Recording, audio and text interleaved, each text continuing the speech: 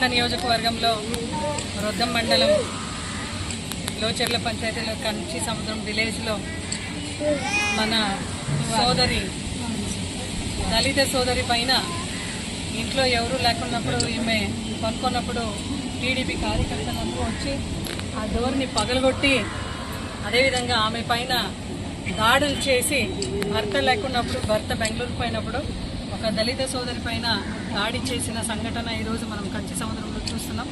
రాష్ట్ర వ్యాప్తంగా కూడా టీడీపీ వాళ్ళు ఇలాగే ప్రతి ఒక్కరి పైన దాడి చేసేది మనం చూస్తున్నాం.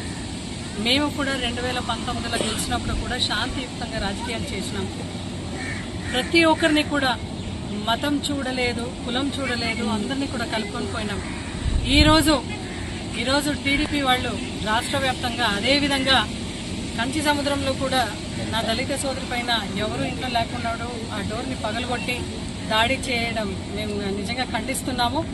ఎందుకంటే రాజకీయాలు శాశ్వతం కాదు, అధికారం అనేది శాశ్వతం కాదు, మానవీయత మాత్రమే శాశ్వతం. ఇప్పటికైనా కర్మ అనేది ఎప్పుడైనా ఫలించి మీకు వెనక్కి వస్తుంది అనేది మాత్రం మీరు గుర్తుపెట్టుకోండి.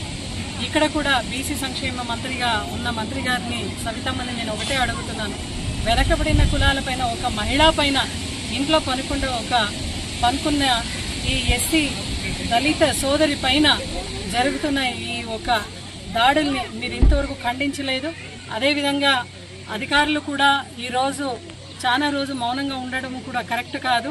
సవితమ్మని ఒకే మాటే అడుగుతున్నాను. వెనకబడిన కులాలందరికీ కూడా సంక్షేమం కోసం ఈరోజు మీరు మంత్రిగా ఉన్నారు.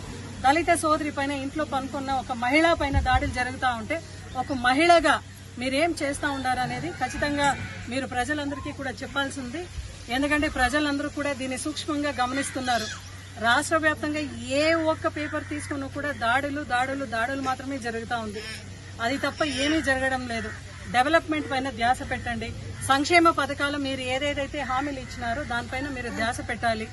ప్రతి ఒక్క వైఎస్ఆర్సీపీ కార్యకర్తడు ఈ రోజు మేము వీక్గా లేదు, మేము ఇన్ఎఫిషియెంట్గా లేదు. మీరు ఒకటే మాట తెలుసుకుంది, మేము కూడా ప్రతిఘటిస్తే అది ఎలాగుంటుందో టీడీపీ కార్యకర్తలు అనేది మీ ఊహకు కూడా తెలియకుండా మీ ఊహకు మించి కూడా మనం చేయగలుగుతాం. అయితే మా నాయకుడు జగన్మోహన్ రెడ్డి గారు పార్టీల అతీతంగా కులాల అతీతంగా రాజకీయాలు చేయమని చెప్పినారు కాబట్టి ఆ రోజు నుంచి మేము శాంతియుక్తంగానే రాజకీయం చేస్తున్నాం. మా సహనాన్ని మీరు ఖచ్చితంగా పరీక్ష చేయొద్దండి. ప్రజలు క్లియర్ మ్యాండేట్ ఇచ్చినారు. ప్రజలకి మంచిది చేసే దాంట్లో మీరు అడుగు వేయండి అని మిమ్మల్ని ఈరోజు కోరుకుంటున్నాం. జై జగన్.